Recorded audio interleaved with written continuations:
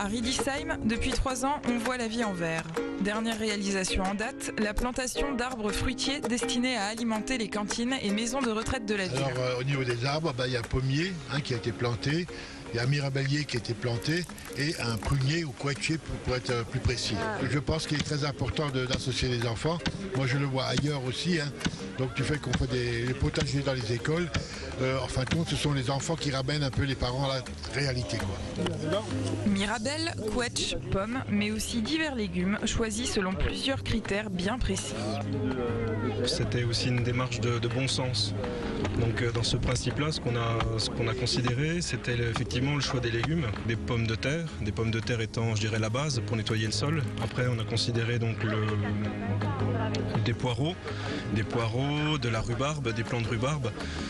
On a encore de la carotte, donc ces choix, je dirais, nous permettent de faire travailler aussi les salariés de façon commode. Donc par rapport à ça complète, je dirais, toute la démarche de bon sens qui est initiée par la mairie de Riedisheim et puis son partenaire, enfin les différents partenaires. Une réalisation qui est partie intégrante de la démarche volontariste de la ville en matière de développement durable. Ce projet s'inscrit dans une démarche globale de la ville qui, depuis quelques années, milite pour effectivement une préservation de notre environnement et notamment de la richesse et le joyau de cette ville qui sont nos collines.